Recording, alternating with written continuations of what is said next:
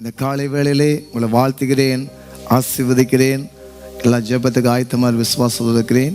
கர்த்தர் இந்த நாளைக்கு கொடுக்கப்பட்ட வாக்குத்தத்தை வாசிப்போம். அது சங்கீத புஸ்தகம் 126 5 6 வசனங்களை வாசிப்போம். கண்ணீரோடு விதைக்கிறவர்கள் கம்பீரத்தோடு அறுப்பார்கள். அள்ளி தூவும் விதையை சுமக்கிறவன் அழுது கொண்டு போகிறான். ஆனாலும் தான் அறுத்த அரிகளை சுமந்து கொண்டு கம்பீரத்தோடு திரும்பி வருவான். அல்லேலூயா. வேதம் சொல்லுகிறது, உன் கண்ணீரை காண்கிற தேவன் என்று வேதம் சொல்லுகிறது. அல்லேலூயா.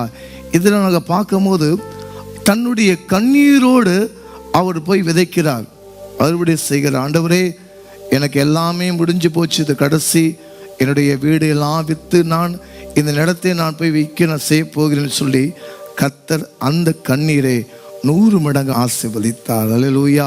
நாயின் என்னும் ஊரிலே ஒரு விதவையுடைய மகன் அவன் மரித்து போனார்.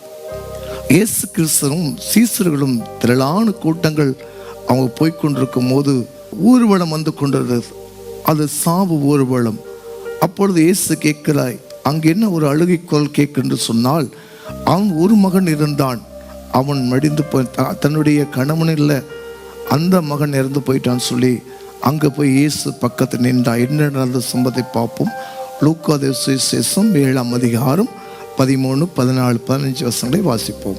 கர்த்தர் அவளை பார்த்து அவள் மேல் மனதுருகி அழாதே என்று சொல்லி கிட்ட வந்து பாடையை தொட்டார். தன் மரித்து போன மகனை இயேசு அந்த பாடையை தொடுகிறார். அதை சுமந்தவர்கள் நின்றார்கள்.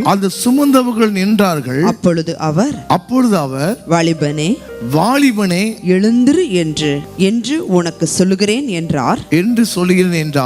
மரித்தவன் எழுந்திருச்சு உட்கார்ந்து பேசத் தொடங்கினார். அவனை அவன் தாயினிடத்தில் ஒப்புவித்தார். அவர் தன் தாயிடத்திலே ஒப்பு கொடுத்தார். அல்லேலூயா. யோசிச்சு பாருங்க, மரித்து போன சரீரத்தை தேவன் அந்த பாடையை தொட்டவன அவன் மரித்த அந்த ஜீவன் அவன் உட்கார்ந்து பேச தொடங்க ஆரம்பித்தான். அல்லேலூயா. வேதம் சொல்லுகிறது, நான் உன்னை திக்கற்றாக விடேன் என்று வேதம் சொல்லுகிறது. தாய் தப்பன் கைவிட்டாலும் கர்த்தர் உன்னை கைவிடாத தேவன் சொல்லுகிறது. கணவனும் மடிந்து போனார்கள், மகனும் இளம் வயசிலே மடிந்து போடும்போது கர்த்தர் அந்த மகளுடைய கண்ணீரை கர்த்தர் காட்டினார். இன்னொரு கண்ணீரை பார்ப்போம். மாத்தாள் மரியாளுடைய கண்ணீரை, தன் சகோதரன் லாசரு மரித்து போய் 4 நாட்கள் ஆயிற்று என்று சொல்லி, இயேசுவே ரவி, நீங்கள் இருந்தால் என் சகோதரனை இங்கே காப்பாற்றுக்கலாம் சொல்லி அவள் கண்ணீர் விட்டாள். அப்பொழுது லாசரு மரித்து போய் 4 நாட்களாகி கல்லறை வைக்கும் போது இயேசுவிடத்தில் கேட்டார்கள், லாசருவை எங்கே வைத்தீங்கன்னு சொல்லி, கல்லறையில் அடக்கம் அணிக்கும் என்று சொல்லி, என்னை அங்கே கொண்டு போய் விடுங்க என்று சொல்லி, அப்பொழுது அந்த கல்லை பிரட்ட சொன்னார். நாட்டும் வறுமை என்று சொன்னார்கள். அப்ப நடந்த சம்பவத்தை நம்ம பார்ப்போம். அது யோவான் சுவிசேஷம் 11ஆம் அதிகாரம் 43, 44 வசனங்களை வாசிப்போம். இவைகளை சொன்ன பின்பு லாசருவே வெளியே வா என்று உரத்த சத்தமாக கூப்பிட்டார். அப்பொழுது மரித்தவன் வெளியே வந்தான். அவன் கால்களும் கைகளும் பிரேத சேலைகளினால் கட்டப்பட்டிருந்தது. அவன் முகமும் சீலையால் சுட்டப்பட்டிருந்தது. இயேசு அவர்களை நோக்கி, இவனை கட்டவிழ்த்து விடுங்கள் என்றார். இவரை கட்டு அவுத்து விடுங்கள். அல்லேலூயா. பாவ கட்டு, சாப கட்டு கர்த்தர் உங்களை விடுதலை கொடுத்துட்டார். அல்லேலூயா. பேதுருவும் கண்ணீரை கர்த்தர் மாற்றினார். பேதுரு இயேசுவை மறுதலிக்கும் போது 3 தடவை சேவல் கூறும் போது, நீ என்னை மறுதலிப்பா சத்தியம் என சொன்னும் ஆண்டவர் பேதுருவை மீண்டும் மன்னித்து மீண்டும் இயேசுவுடைய சீசர்களைப் போல அவரும் நேசிக்கப்பட்ட. மத்தேயு சுவிசேஷம் 26ஆம் அதிகாரம் 75 வசனம் வாசிப்போம். அப்பொழுது பேதுரு சேவல் கூறுவதற்கு முன்பாக நீ என்னை 3 தரம் மறுதலிப்பா என்று இயேசு தன்னிடத்தில் சொன்ன வசனத்தை நினைத்துக் கொண்டு வெளியே போய் மனங்கசந்து அழுதான். பேதுரு மனங்கசந்து அழுதார். அல்லேலூயா. திரும்பவும் அதே பேதருக்கு இயேசு கிறிஸ்து பரத்திருக்க மாட்டோம், இயேசுவோட கிறிஸ்துவுடைய தன்னுடைய பணிகளை அவர் பேதர் செய்தார்.